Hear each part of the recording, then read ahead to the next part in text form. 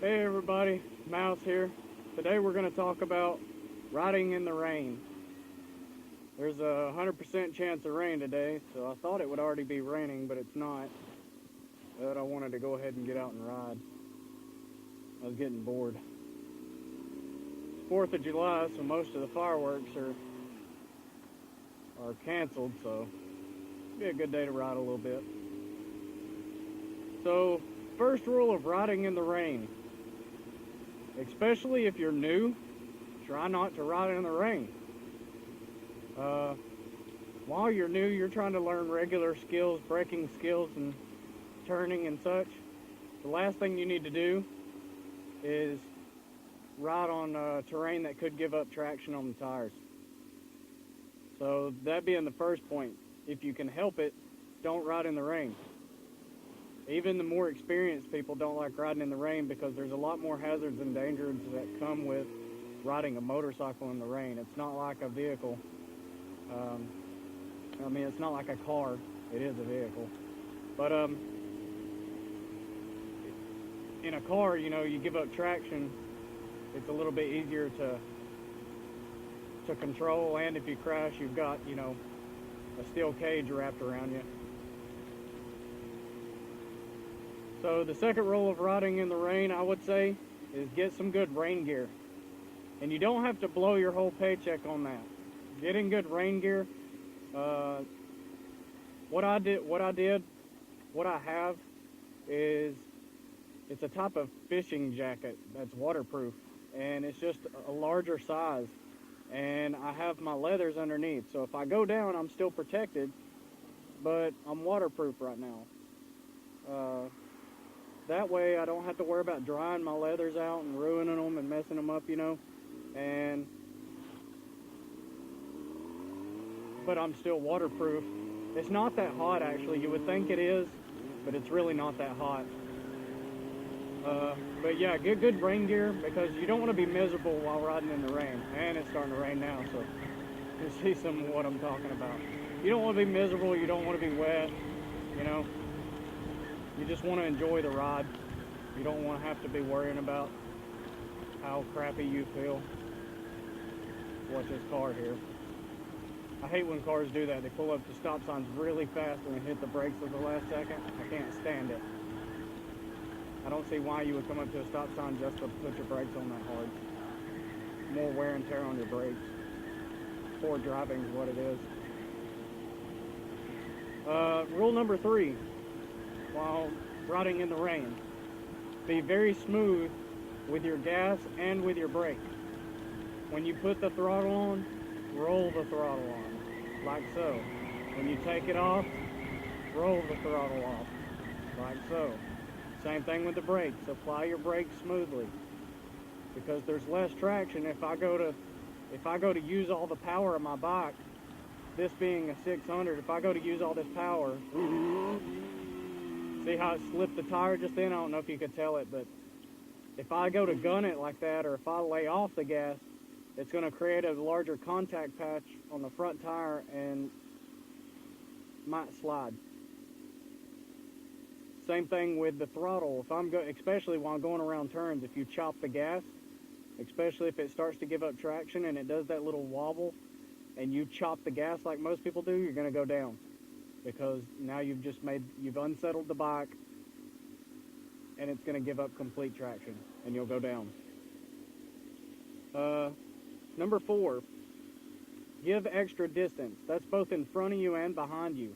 Especially coming up to a red light like this, you saw how I came up to it kind of slow compared to normal. That's because there's a vehicle behind me right now, and I want them to have extra distance for slowing down. Also, give extra distance for vehicles in front of you, because if you have to go and stop, if they stop all of a sudden, you don't want to have to slide.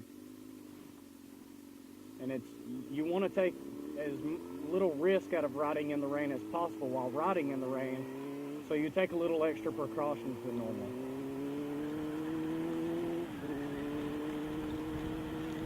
Starting to come down a little better now. If your bike gives up traction, don't panic. And what I mean by giving up traction is as you're going around a turn, it walks out on you, and it feels like it's going to wash out. That's where you're coming around a turn, and all of a sudden it slips a little bit and starts to feel like it's coming out from under you. If you panic and try and correct that and turn into the turn, what'll happen is the front will get contact again, but the bike naturally tries to stabilize itself. So if you let it naturally stabilize itself, odds are it's going to come back. And it just got unsettled for half a second. But when you slide into it and you turn the wheel into it like you would a car, if a car started to slide this way and you turn this way, if you do that on the bike and the front has contact, it's going to react by swinging. And when it swings, you're going to high side.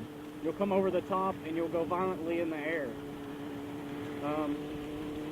And they do something called slide bike. And slide bike in some of the training schools, such as twist of the wrist, they show that. They show that really well. You could look that up, twist of the wrist. And it's kind of a boring video, but it's got a lot of really good rider information on it. So if your bike gives up traction, don't panic.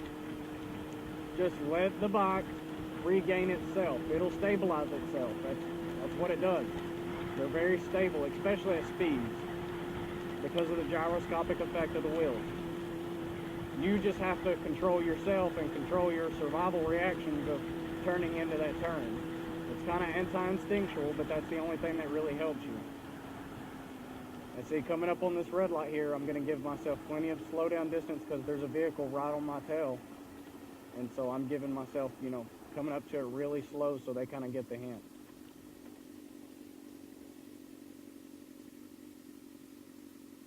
Okay, next, don't go through rushing or standing water, large puddles in a bike you don't want to hydroplane, and don't go through rushing water just as you're not supposed to in a car, because going through rushing water is just begging for trouble. You get swept out.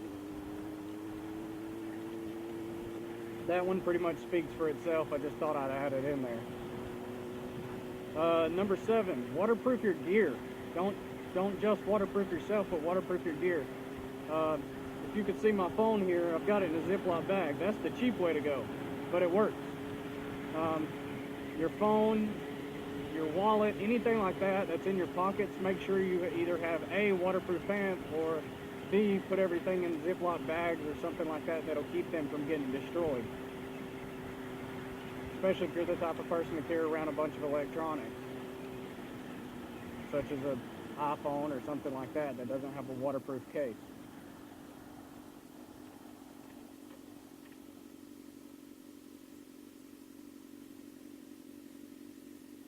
Last but not least, I would say get a fog-proof visor. In the rain, in the weather, your visors, if they're going to fog up, that tends to be when they do it the most. So I would say there's different ways of doing that. They have special wipes that have the fog-proof stuff on them.